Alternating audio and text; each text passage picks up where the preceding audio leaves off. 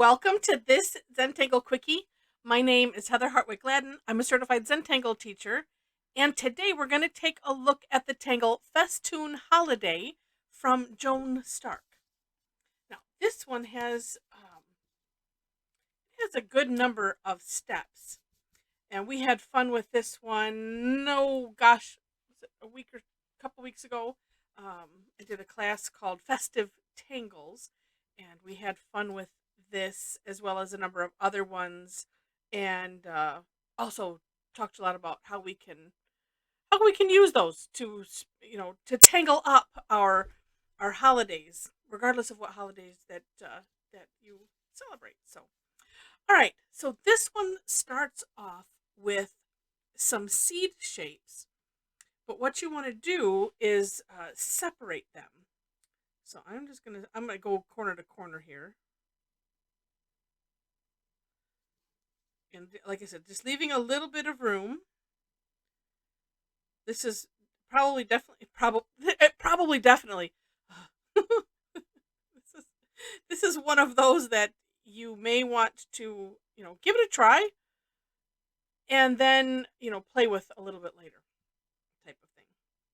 All right, because you'll see. Oh, I should have done this or I should have done that, and that's why I mentioned it. Okay, next step is we're going to put some orbs in these spaces. But one thing that I noticed is that they alternate position. So it's a cluster of 3 orbs, and so I'm going to start by putting 2 on this, essentially this side of the seeds. It doesn't matter which side, just one side, this side, and that will be fine. And then the third one, kind of centered like that. Now, and I don't really need to turn my tile, but I am. We're going to do opposite that. And what I was doing was kind of doing a little bit of takeoff and land right there on the end of that seed, like that. And then the third one on top. And like I said, I'm in such a habit of turning the tile. And really, because you kind of want them touching there. And maybe that's why I started on that, on the seed shape. So right here, so just, doing a little takeoff, takeoff and circle and land. Okay, there we go. I'm going to leave the outsides. I'm not going to worry about those right now. These ones here on the end. Now, the next step, on my step out, which you will find in the description section, I did a separate step out for this holly shape because I felt it needed it. So there it is. Now, and I also put a little note that says, see Christmas red tangle. There's a tangle called, or Xmas, whichever way you want to say it, Xmas red, and it utilizes this shape. So if you're like me and it's like, okay, I don't know how to draw that shape exactly, then the little insert step out will be a help. And then do take a look at that tangle because it's a really fun tangle, and I do have a video on it. All right, so how this works is, and we're going to start, and this is also why these are alternated. So we're going to start right here where there's 2, and I'm starting in the middle because that's what I like to do. All right, so from here, yeah, it's 2 C-shape curve lines that come out, as you can see. Then 2 C-shape straight lines going straight up from what you just did. And then 2 C-shaped curve lines that kind of meet at the top, like that. Okay? Now, the challenge I had with it is putting 3 in here. Now, maybe if I did them narrower, that would work. And maybe you won't have a problem with it, but if you do, here was my solution. I decided I was going to just use the hollow bow technique. So here's what I did, and if you just watch. So I'm going out with the C shape, up, and then up. So I'm doing like a half. And I did it in one stroke. You can do it in one stroke. That's fine. But I did half. And then I'm going to come down here like that. So that way it looks like it is behind that one. And I'm going to do the same thing on the other side. And see, and you don't have to go as far out as I did here. Just a little bit, and then come down. And then it looks like you have 3. And she put a little, which I do like, a little, little line up the center of those. And wow, I made that ginormous. Okay, so let's do this one here. I think just because I was explaining it as I was going. But you can do them, whatever size. It's all up to you.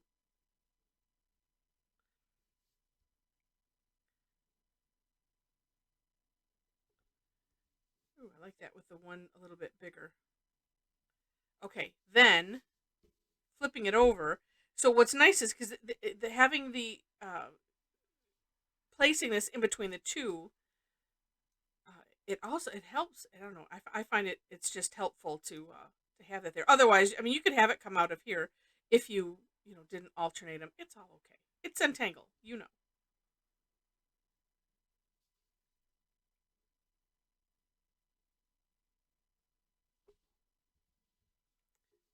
And last one.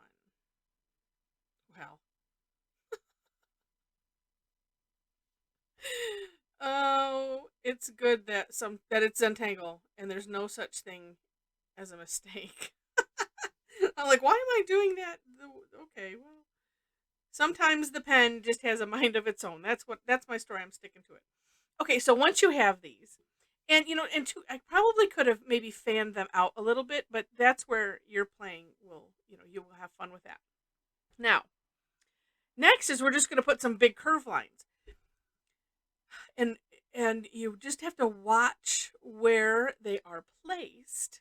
And what we're going to essentially do, I'm just looking, is we're going to have a big curve line that goes around these what looks like holly leaves. And we're going to start on the inside. So focusing on these, we're going to put it from the inside of this cluster of orbs and this one here. So I will just draw one like so.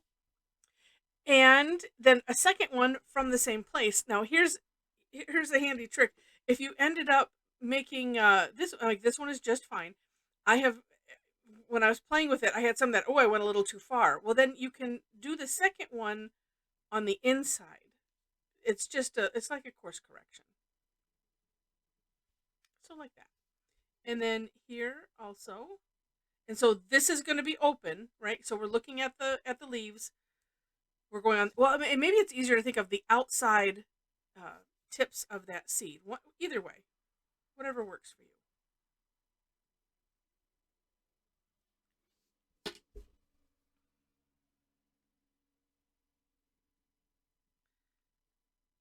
And I was just stressing that because I remember that there was a little confusion on this step on our call. So I just wanted to make it clear that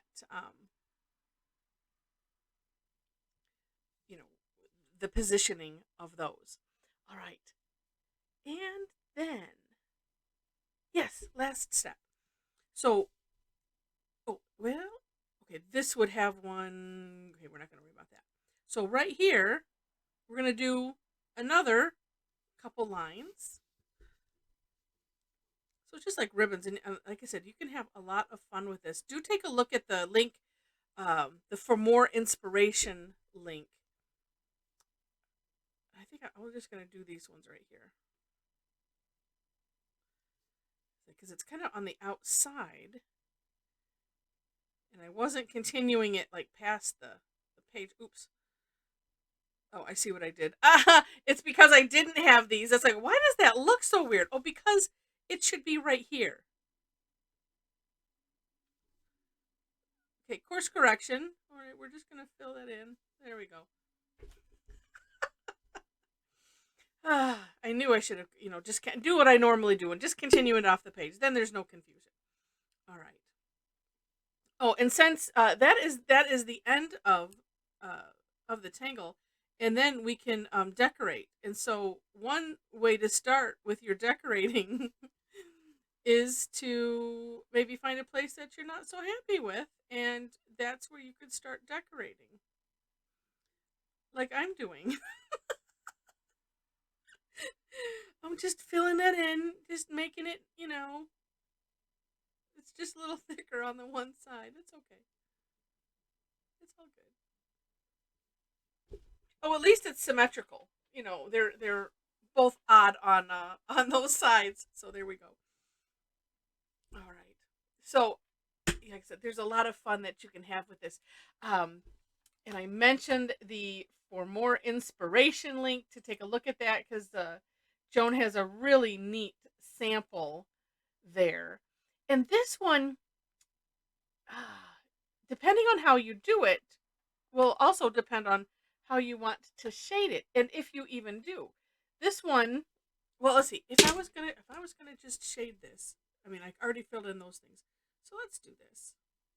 I could have left a little bit of shine on those, but let's play with this ribbon here. And if my seeds were bigger, I might consider. Well, and maybe I still will. Let's just wait and see.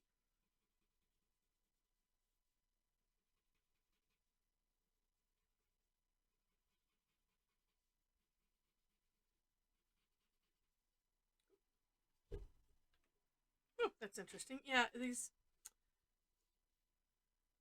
Let's just carefully.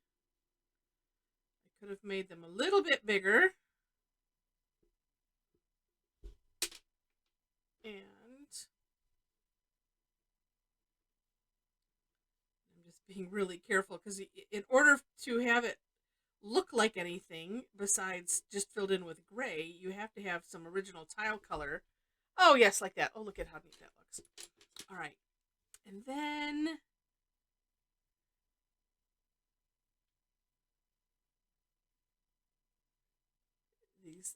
the holly leaves, of course, where they converge, you could put, at the one end, you could put some graphite. That's what I'm doing there. And then I'm putting some on, oops, on the sides where I have them kind of hollowed, right?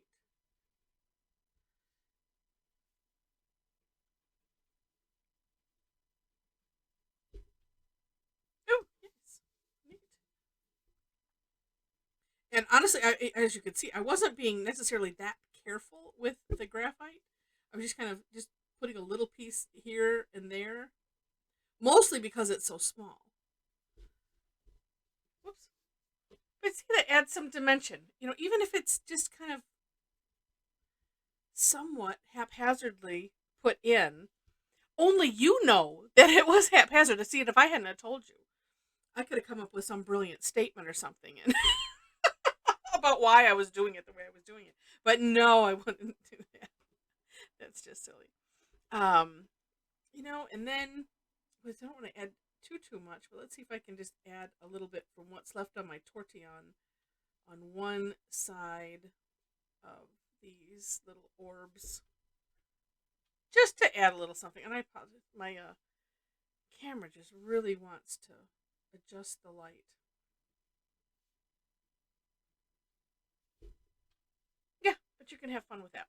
Let me show you. This was the sample that I had from uh, the Festive Tangles class that I did, and oh, you can't really see it from the camera, but this is I tangled this in a dark green. I thought I had another one, but it's escaping me at the moment. It ran away. But I tangled that in green and then used yeah, for the orbs.